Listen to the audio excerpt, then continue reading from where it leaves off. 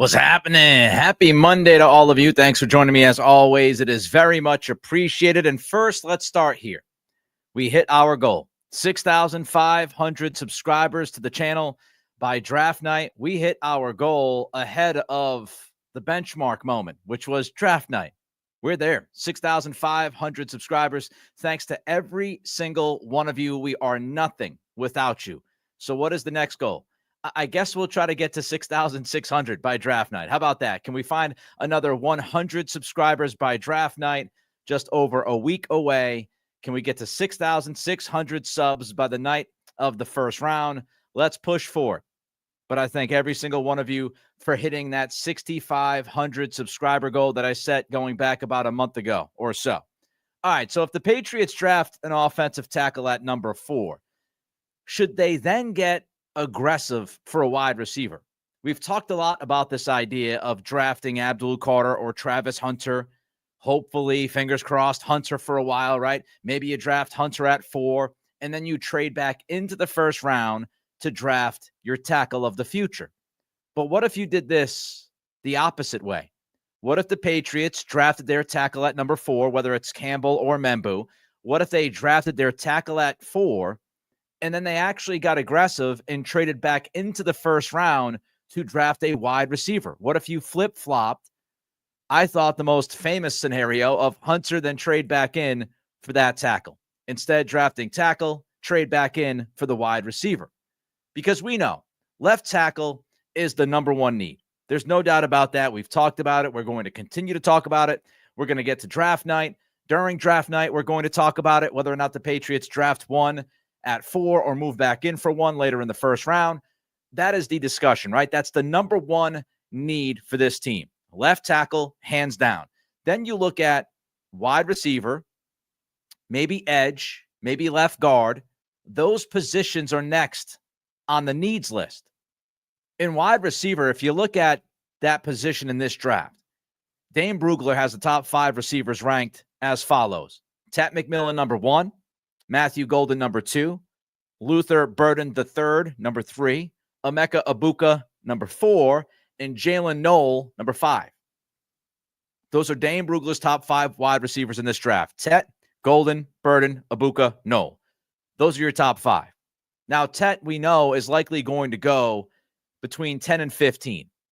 Some people are telling us that Tet's dropping even further down the board. But right now, for this podcast, for this live stream, we'll just say that Tet McMillan goes somewhere between 10 and 15, so he's off the board.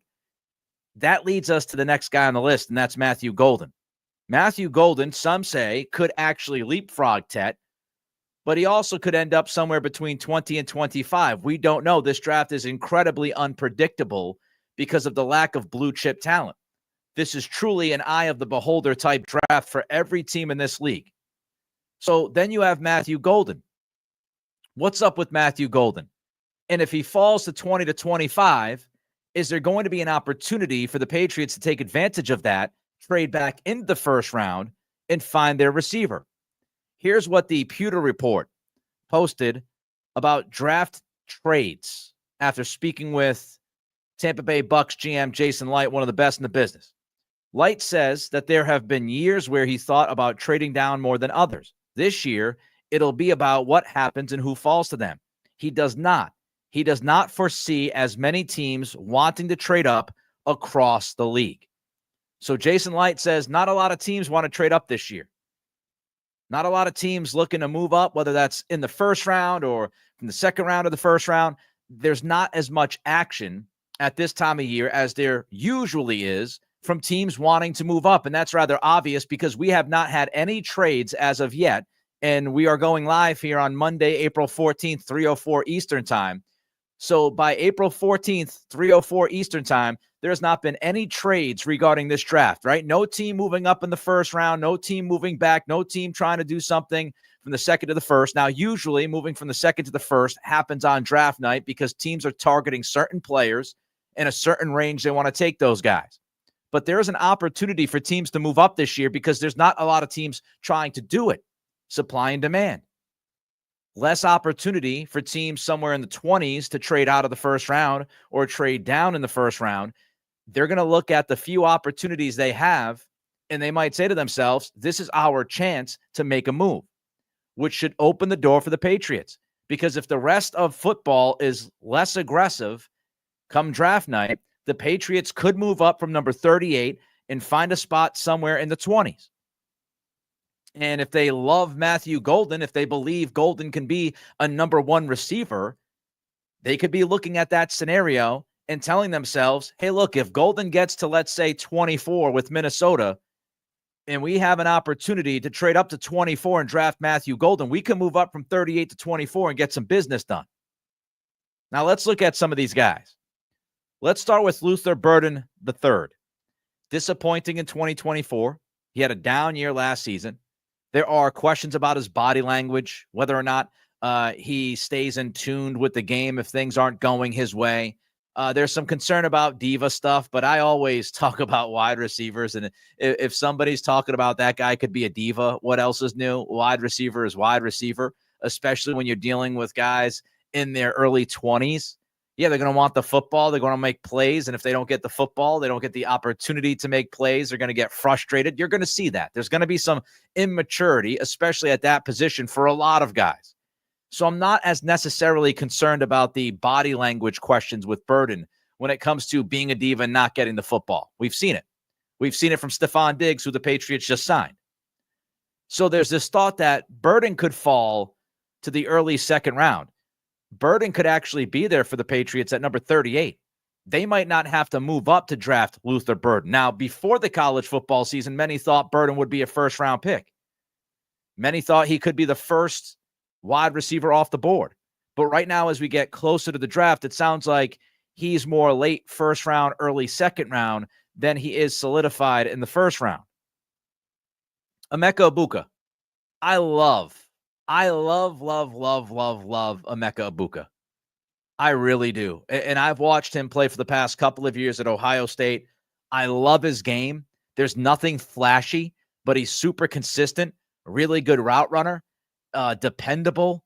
I love Emeka Egbuka. I honestly do. But I think Egbuka is more wide receiver 2 than wide receiver 1. I look at Egbuka as almost like a Tyler Lockett instead of a DK Metcalf type alpha. So I would look at Egbuka as the number 2 guy if you brought him in versus being a bona fide number 1. Another guy who is likely going to be there at 38, no guarantee, but he should be there right around 38 is Jalen Noel. And Jalen Noel's an interesting player, interesting wide receiver. He is more slot than he is outside. So I don't know if the Patriots would be willing to move up to draft Noel, who is a guy who's going to be closer to a slot than anything else, when you already have a couple of guys that can play the slot position on your current roster. So Matthew Golden, let's get back to him, because I think Egbuka, I love him, but I think he's more of a 2. Burden, some questions. Would I mind getting him at 38? I would not mind getting him or Egbuka at 38, honestly, depending on what else is on the board. But if I'm looking at trying to be aggressive, to me, being aggressive is the Patriots trading back into the first round and going after a wide receiver that they have targeted that they believe is a number 1 guy. And if it's not going to be Tet McMillan, then I think the next guy on the list is Matthew Golden. And if the Patriots believe that Golden is a bona fide number 1 at the NFL level, and they want to get aggressive and move back into the first round to draft him, well, let me tell you more about Golden then, if that is a scenario that could play out. Dane Brugler has Golden as his 15th overall prospect in this draft. So if it were up to Dane Brugler, if we're just talking about BPA, best player available, Brugler would have Golden going 15th overall. So he has him solidly in the top 20. Does the rest of the NFL feel that way? I guess we'll find out. But here's what Brugler wrote about Matthew Golden.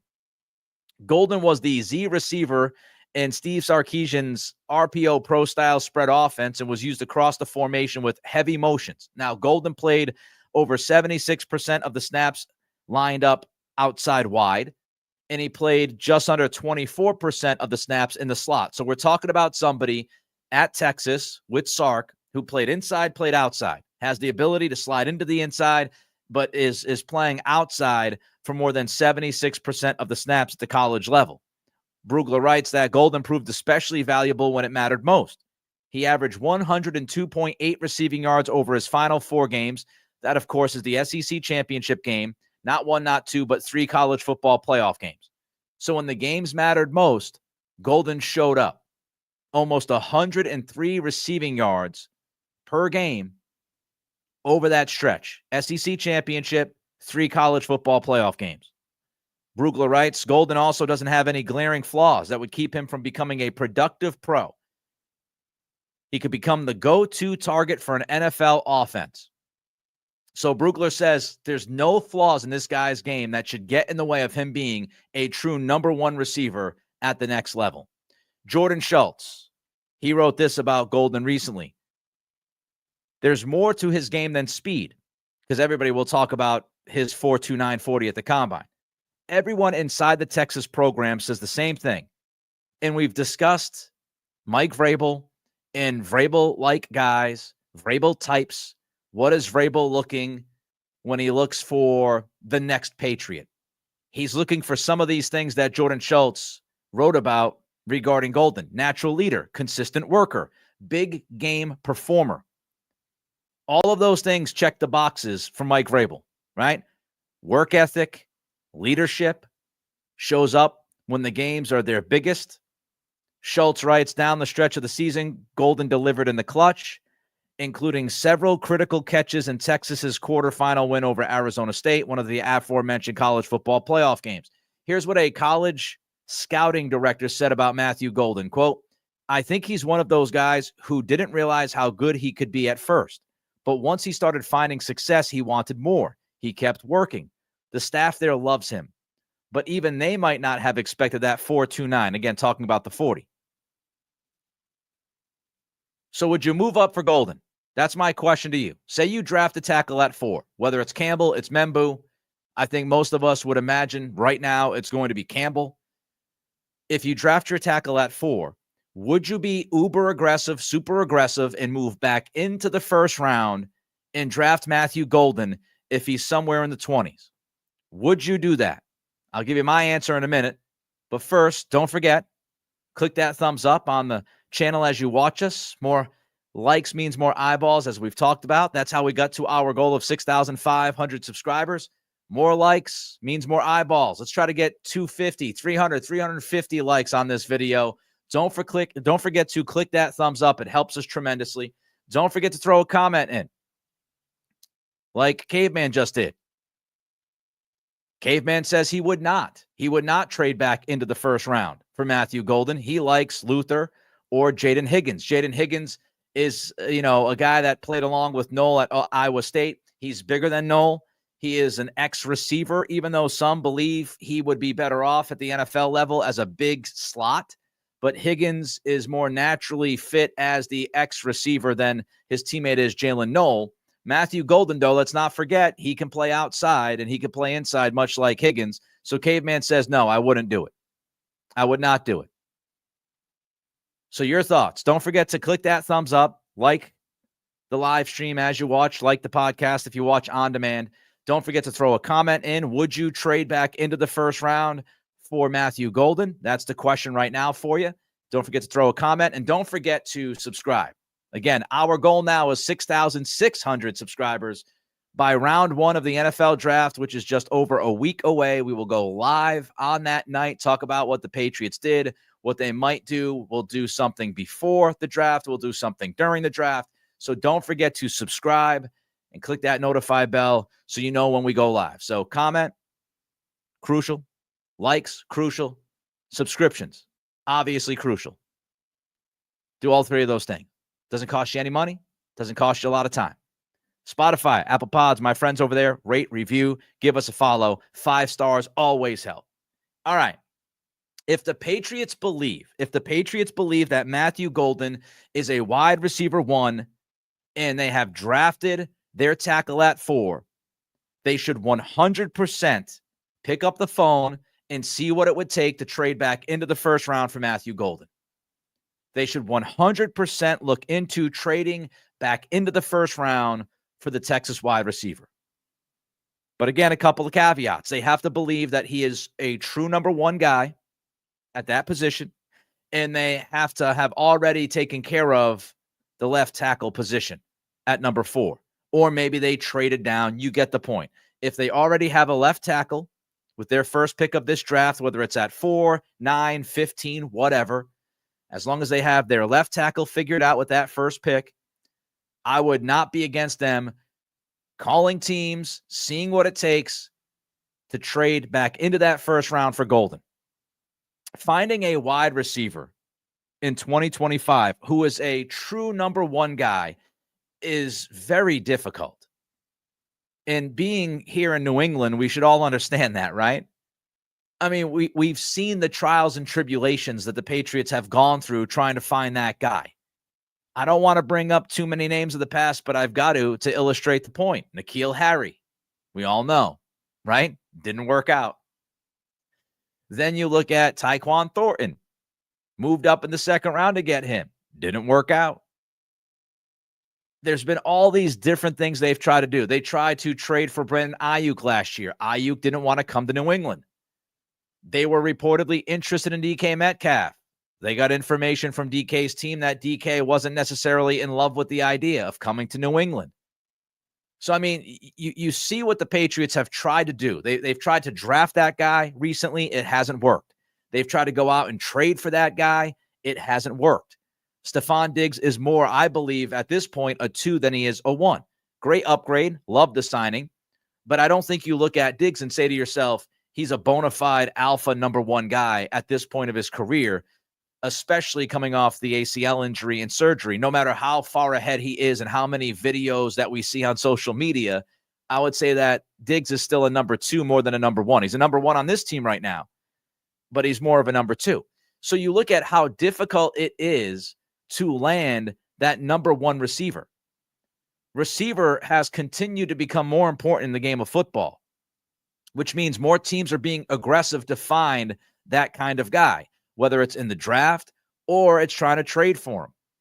And trades have come up, but you've got to be enticing to the person who is going to get traded to actually land the player.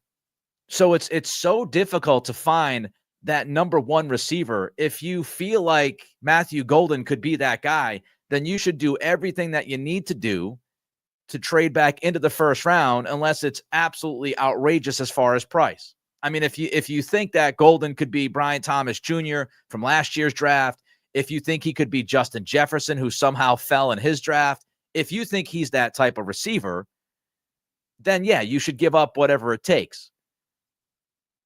But you have to make that phone call. Just because you've been trying to swing at wide receiver 1 for years now. And if you think Golden can be that guy and you have more trust in his makeup and you have more trust in his game, then you make that phone call. It's a primary need for this team. A primary need right now, a primary need for the next 4, 5, 6 years. Golden is going to be 22 years old in August. He's only 20. So if you believe, if you have evaluated and you have targeted Golden as the guy who can be a number 1 and you put him with Drake May, you're talking about Drake May having his number 1 receiver for the next 6, 7, 8, 9, 10 years, as long as he stays healthy. That would be awesome. Imagine having your young franchise quarterback to go along with a young number 1 wide receiver. It's what pretty much every contending team has had over the past few years. You start there, the last 3, 4 years, who's the wide receiver? Who's the quarterback? Most offenses on these contending teams have somebody who is a number 1 pass catcher. Now, Kansas City obviously has Travis Kelce, but you get the point. And a lot of these teams now are going with the 2 receiver thing, right? You've got a true number 1 guy, but then you've got a borderline 1 as your 2. Multiple teams have done that recently. And so it's a primary need, and it's an important position now in the NFL. And that guy would help Drake May tremendously. Golden and May, that 1-2 punch would be nice to have. And the thing that I love about Golden is his versatility. He can play inside, he can play outside, but he also has shown scheme versatility because he played in Sark's offense, and then he also played in the air raid offense. So he has experience in multiple schemes at the college level. So you see that versatility on the field, scheme wise, and how you can deploy him. And Stephon Diggs is similar. Stephon Diggs can play inside, he can play outside. So if you have Golden and you have Diggs, you not only have your 1-2 combination at wide receiver for 2025, which is going to tremendously help Drake May, but you also have your top two receivers on the roster who are just really versatile.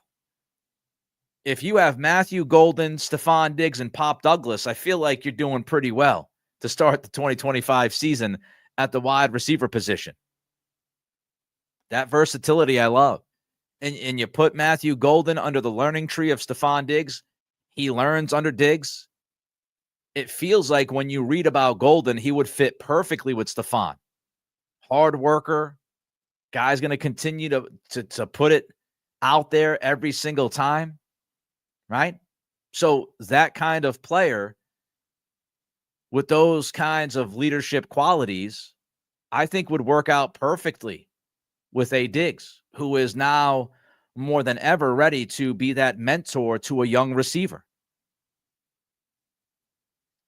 There's another piece of information here that I think we should absolutely look at and appreciate.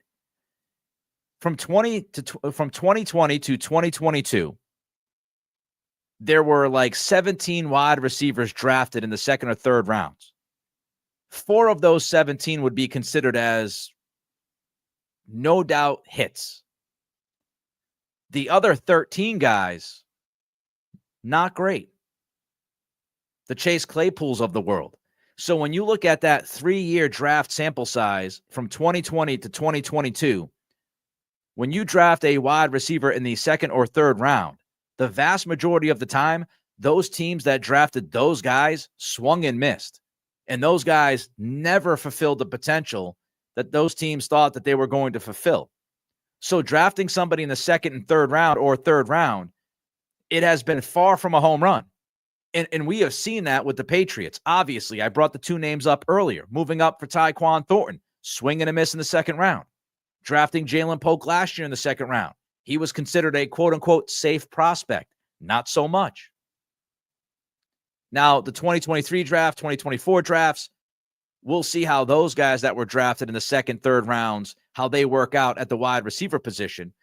But the reason why you look at 2020 to 2022, that 3-year sample, is because those players that were drafted in the second/third rounds, they've had a couple of years to prove themselves. That's why I don't completely write off Jalen Polk yet, because I like to see rookies, come into the league and how they react to the league and how they react on field, off field. And they really need another year of a cushion. That's how I look at it. I know some people disagree with that. I know some people believe if a guy stinks in his rookie year, there's no chance he's done. I'm done with him. I'm moving forward. I don't think that way. I look at, giving that person the first year, seeing where they're at, and then letting them figure out what went wrong, what went right in year 1, make the necessary adjustments, and then come back for year 2. And then you truly see what that player is made of. So I'm not writing off the 2024 draft class like a lot of people are. I'm not doing that just yet. And I've said that from day one. One of my philosophies when I look at the draft is you got to give these guys 2 years to figure themselves out, to figure how they fit. And so I'm not ready to write all of them off, but you do want to, look at sample sizes, and you want to look at a 3-year sample size of the draft. You go back to 2020 to 2022. That's what the numbers would tell you. Of course, there are hits in the second round. There's been a ton of hits historically in the second round. I'm not sitting here telling you that drafting a second-round wide receiver is a bad idea. If you draft the right guy, you draft the right guy. There's been plenty of examples of that. A.J. Brown, Deebo Samuel, just last year with Ladd McConkey. We talked about McConkey versus Polk all year long. Wanted to put my head through a wall. So, of course, there are hits in the second round at receiver. There are hits in the third round. Puka Nacua was a 5th-round pick. There are hits. It's just when you're looking at hit rates, when you're looking at the likelihood of a wide receiver truly hitting if you draft that guy in the second round, I can tell you 2020 to 2022, that 3-year sample tells us that it wasn't very likely that you were going to hit on a receiver in the second or third round. Maybe that changes. Maybe 23, 24, 25, that 3-year stretch, maybe it's a bonanza in the second and third round. But I can only tell you 2020 to 2022. It's tough to say. I hate it. So if you say 20 to 22, it confuses some people. So if the price is right, I would ask you, why wouldn't you do it? If the price is right for Matthew Golden, if it's not going to cost you an arm and a leg, why would you not move up? If you believe he's a number one receiver and you have that opportunity and it's not going to be some dramatic, crazy price, then I would no doubt look at doing it. And if it wasn't an exorbitant price and I was pretty confident that that guy could be the guy at that position, then I would make the move. Because you can't keep swinging and missing. And as we've learned, you just can't expect somebody to hit the trade market and you be able to make that deal. How many times are we going to see the Patriots try to swing for a trade at that position and they just miss? Like, even if you get to like A.J. Brown. Now, I would think A.J. Brown would want to play in New England because of the Mike Vrabel connection. He grew up a Patriots fan. He grew up a Brady fan. We all know that. So maybe Brown is the guy who's different, but is he going to become available? Like, you've got to hope that somebody becomes available. You've got to hope that you have the type of assets that the team that's going to trade that guy actually want in return. And then you've got to hope that that guy that you're going to trade for actually wants to be here. So, and then you've got to hope that you can agree to a contract. So there's so many different steps that you have to take to trade for a receiver. The draft is obviously the number one option. And I get it. I get being a little hesitant to pull the trigger based off the history here, and especially the recent history. But you can't treat everybody the same way. And you can't look at every draft the same way. Because you swung and missed with Jalen Polk last year for his rookie season, hopefully he comes back. I would not anticipate, I never anticipated him being a number one receiver. Maybe he can show himself to be a 3 at some point. But just because you missed on N'Keal Harry forever ago, or you missed on this receiver or that receiver, doesn't mean you keep swinging. You stop swinging, rather. Philadelphia didn't stop swinging. They swung and missed a number of times. Howie Roseman missed on a number of receivers. He didn't stop swinging. He went out, got Devontae Smith, made the trade for A.J. Brown. So if you think Golden could be a number one guy, I mean, just kind of imagine. Imagine if you're sitting there at the end of night one and you have your tackle, Will Campbell, Armand Membu. You have your tackle and you have Matthew Golden. If you're the Patriots and you're walking out of night one addressing the left tackle need and the number one wide receiver need, I would say that's a very good night. Now, of course, you've got to hit on the picks. But if you walk out of that night with your tackle and your number one wide receiver, you've got to feel pretty good about that. At least I would. And I think many of you would too. All right, I got a couple of quick nuggets that I want to get to. Don't forget to like, comment, and subscribe. Help us out. But I want to get to this super chat, $10 super chat from Alan Joseph Parker. Congratulations on the lockdown gig, Nick. Your hard work is paying dividends. It's great to see. Looking forward to the draft. I just hope the Patriots can inject talent into the team. Well, I appreciate it, Alan. I've enjoyed the Lockdown podcast so far. Began week number 2 today with a podcast over there on the Lockdown Podcast Network regarding Abdul Carter visiting the Patriots. So I talk about Carter visiting Gillette Stadium today. I also talk about a major piece that I think is missing from the Patriots defense as they prepare for the draft next week.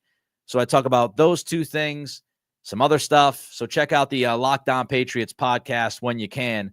I appreciate the kind words, Alan. I also appreciate the $10 from the super chat. And I can't say enough about those who are supporting me at both places. I know that, you might take a few extra days to catch up on certain things, but can't say enough about all of you that continue to support this podcast live stream that we began going back September of 2023 and what we've built here now with over 6,500 subscribers, all because of you. And then also checking out the Lockdown podcast, which means a lot. So thank you. And thanks for those who were at Lockdown and decided to swing by and check out everything Pats. All right, 2 quick updates. Tet McMillan, as we talk about wide receivers, Tet McMillan visited. No surprise that he is a guy who swung by Gillette Stadium to check things out. He's a top 10-ish prospect. He fills a need, as we've talked about throughout this live stream today. And, of course, there's a couple of questions about Tet. I talked about that last week on the Locked On podcast. There is some risk with Tet. We all know the speed question, not the fastest guy. You go back to his pro day, there was that report that he ran a 4.48. And then all of a sudden, as more information came out through the next 36 to 48 hours, we found out that he actually ran somewhere in the mid to high 4.5s, which is not 4.48. So there's question about his speed, his ability to separate, especially when he gets to that next level in the NFL. But there's a lot of good things about Tet. A lot of good things about Tet McMillan. And there is absolutely an argument that he could be a very good wide receiver in the NFL. So he's an interesting name. I don't think he's going to be in play at number 4. I don't think the Patriots would draft Tet McMillan at 4. Would the Patriots entertain McMillan if they traded down? I think so. I think he would be on their list of guys that they're considering. But I think you got to slide down to somewhere around 9, 10, 11 before the Patriots would seriously consider Tet McMillan. I think they'd look at, Membu and Campbell and Tyler Warren. I think they would look at Jalen Walker. I think they would look at even Mason Graham. Those are 5 guys off the top of my head that I think the Patriots would look at most likely before they seriously consider taking Tet. So if they trade down on night 1, Tet could be in play. But at number 4, I don't think he's in play. Something else the Patriots have done. They're working out Florida State kicker Ryan Fitzgerald. Don't disrespect kickers. Kickers are people too, damn it. And as we've seen, went from Nick Folk, who was awesome, to spending a pick on Rohrwasser, which was a disaster, spending a pick on Chad Ryland, which ended up being a disaster, who actually kicked pretty well for Arizona last year. And then you brought in Joey Sly. He's now gone. So they've got to find a young kicker. I mean, the days of Vinatieri and then Gostkowski, the day that you didn't have to necessarily worry about a kicker, we took those for granted, didn't we? Nick Folk under 50 yards, that dude was automatic. So they need a young kicker that they can get a few years out of, man. I'm not saying spend a 3rd-round pick on the dude, but Fitzgerald was 13 for 13 last year in field goals. In 2023, he was 19 of 21. He's regarded as one of, if not the best kickers in college football. So at least they're looking, because kickers are people too. And if you're going to have an offense that's not going to be top 10 in the league, and I would not anticipate this Patriots offense as of right now, what's on paper, I would not anticipate the Patriots being a top, 7 to 10 offense in 2025. I think they'll be exponentially better with McDaniels and some of the things they've done, and Drake May's improvement from year 1 to year 2. I think they will certainly be better and much better than they have been in 23, 24, but that's not saying much because they were so wretched in 23 and 24. So when you got a team that's, I don't think, going to be top 10 offense, and you're going to win a lot of games that are going to be close, and you're going to play defense, and you're going to try to keep the opposition to 24 points or less, having a kicker that you can actually depend on is critical for the operation. So I would not overlook that. All right, don't forget to like, comment, and subscribe. I appreciate every single one of you. We have surpassed 6,500 subscribers. We are now on to 6,600 subscribers being the goal for night 1 of the NFL draft. I can't say it enough. I hope all of you are well.